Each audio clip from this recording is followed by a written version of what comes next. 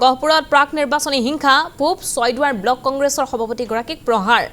গুৰুলাগুৰুলকৈ প্ৰহাৰ কৰিলে বিজেপি কৰ্মী হেম বৰুৱা নামৰ লোকজনক প্ৰহাৰৰ অভিযোগ উত্থাপন হৈছে গুৰুতৰভাৱে আঘাতপ্ৰাপ্ত হেম বৰুৱাক টিএমচি এইচলৈ প্ৰেৰণ কৰা হয় ঘটনাত অভিযুক্ত বিজেপি কৰ্মী ভাস্কৰ মুদৈ পুনেশ্বৰ বৰা অভিযুক্ত দুয়োৰে বিৰুদ্ধে গহপুৰ থানাত এজাহাৰ দাখিল কৰিছে কংগ্ৰেছে প্ৰাক নিৰ্বাচনী হিংসা এবাৰ এগৰাকী কংগ্ৰেছৰ নেতাক প্ৰহাৰ কৰা হৈছে হেম বৰুৱা নামৰ লোকজনক প্ৰহাৰ কৰাৰ অভিযোগ উত্থাপন হৈছে বিজেপি কৰ্মীৰ বিৰুদ্ধে অভিযোগ উত্থাপন হৈছে গহপুৰৰ ঘটনা আমি জনাইছো প্ৰাক নিৰ্বাচনী হিংসা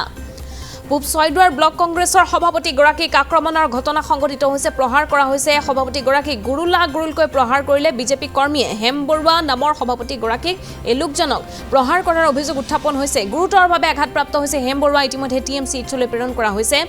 ঘটনাত অভিযুক্ত বিজেপি কৰ্মী ভাস্কৰ মুদৈ আৰু পুনেশ্বৰ বৰা অভিযুক্ত দুয়োৰে বিৰুদ্ধে গহপুৰ থানাত এজাহাৰ দাখিল কৰিছে কংগ্ৰেছ দলে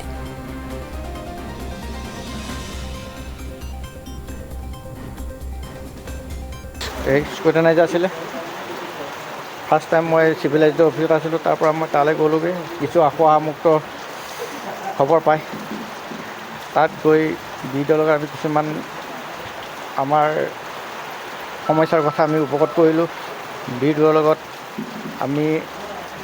যিখিনি আলোচনা কৰিছিলোঁ সহায়পূৰ্ণ আছিলে সেইহ'লে গৈ পেলাই আমাৰ যিখিনি আলোচনা আছিল সেইখিনি তেখেতে আমাক দিনে কৰিলে আৰু ইতিমধ্যে লিষ্টখিনি ওলাবৰ কাৰণে আমি বাট চাই ৰৈ আছিলোঁ তেনেকুৱাতে এটা চান্সিত আৰু ঘণ্টা লাগিছে আৰু তেনেকুৱাতে আমি বাহিৰত বহি মানে চোতালৰ ইয়াতে আছিলোঁ তেনেকুৱাতে পুনেশ্বৰ বৰা ভাস্কৰ মুদৈ সমন্বিতে 6-7মান ল'ৰা আহিছে খুব দুৰ্ভাগ্যজনক ঘটনা যোৱাকালি নিশা প্ৰায় 7:30 বজাত পূব ছয়দুৱাৰ উন্নয়ন খণ্ডৰ কাৰ্যালয়ৰ ভিতৰত আমাৰ পূব ছয়দুৱাৰ ব্লক কংগ্ৰেছৰ সভাপতি হেম বৰুৱা ডাঙৰীয়াক ভাস্কৰ মুদৈ আৰু পুনেশ্বৰ বৰা বুলি বিজেপিৰ ভেৰণীয়া গুণ্ডাই মৰ্মমভাৱে প্ৰহাৰ কৰা আমি গম পাইছোঁ আৰু তেখেতে উল্লেখ কৰিছে তেখেতক চোঁচৰাই নি কাৰ্যালয়ৰ ভিতৰত গুৰুলাগুৰুলকৈ মাৰি আঘাত কৰিছে আৰু বৰ্তমান তেওঁ চিকিৎসাধীন অৱস্থাত হস্পিটেলত আছে গতিকে এয়া এক অশনি সংকেত গণতন্ত্ৰৰ বাবে যিহেতু এইখন চৰকাৰৰ সময়ত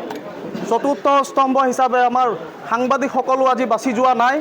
এই কেইদিনমান পূৰ্বে আমাৰ তেনেকুৱা ধৰণৰ ঘটনা পৰিলক্ষিত হৈছে আৰু গহপুৰ সমষ্টিত বিশেষকৈ ক'বলগীয়াত বাধ্য হৈছোঁ যে উৎপল বৰা ডাঙৰীয়াই তেখেতে দম্ভালি মাৰি মাৰি কৈছিল সকলোৰে মনত আছে যে তেখেতে কৈছিল যে গহপুৰত কোনো ধৰণৰ হিংসাত্মক ঘটনা নঘটে কিন্তু আজি তাৰ সম্পূৰ্ণ ওলোট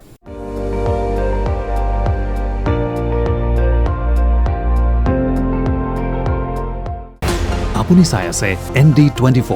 সৰ্বশ্ৰেষ্ঠ নহয় সৰ্বোত্তমৰ দৌৰত